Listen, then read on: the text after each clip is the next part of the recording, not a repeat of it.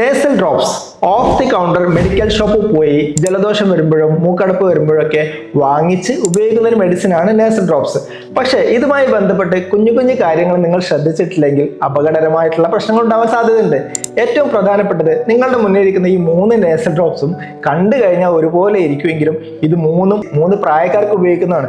അപ്പോൾ നിങ്ങളുടെ വീട്ടിലൊക്കെ പഴയ നേസൽ ഡ്രോപ്സ് ഉണ്ടെങ്കിൽ അത് കുഞ്ഞു കുട്ടികൾക്ക് ഉപയോഗിക്കുമ്പോൾ വലിയ ആളുകളുടെ ആണെങ്കിൽ ഉപയോഗിക്കാതിരിക്കുന്ന നല്ലത്. ഒരുപാട് ഓവർ ഡോസ് ആയി പോകും. അതുപോലെ തന്നെ ഒരു വയസ്സിൽ താഴെയുള്ള കുട്ടികളിൽ സലൈൻ നേസൽ ഡ്രോപ്സ് ഉപയോഗിക്കുന്നതാണ് ഏറ്റവും സുരക്ഷിതമായിട്ടുള്ളത്. ഇത്തരം നേസൽ ഡ്രോപ്സുകൾ നിങ്ങളുടെ മൂക്ക് ഒരു 4 മണിക്കൂർ നേരത്തേക്ക് ഓപ്പൺ ചെയ്തിരിക്കാൻ മാത്രമേ ഇത് സഹായിക്കുകയുള്ളൂ. ഇത് രോഗകാരണത്തിനുള്ള ചികിത്സയേ അല്ല.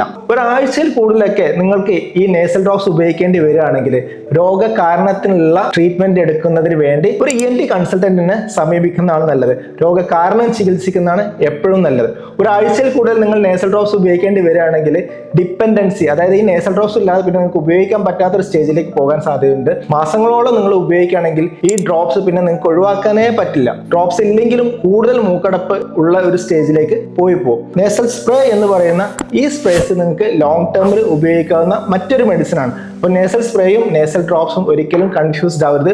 ഒന്ന് ഒരാഴ്ചയിൽ കൂടുതൽ ഉപയോഗിക്കാൻ പാടില്ലാത്തതും ഒന്ന് ലോങ് ടേമിൽ എത്ര നാൾ ഉപയോഗിക്കാൻ സേഫ് ആയിട്ടുള്ളതുമായിട്ടുള്ള മെഡിസിൻ ആണ്.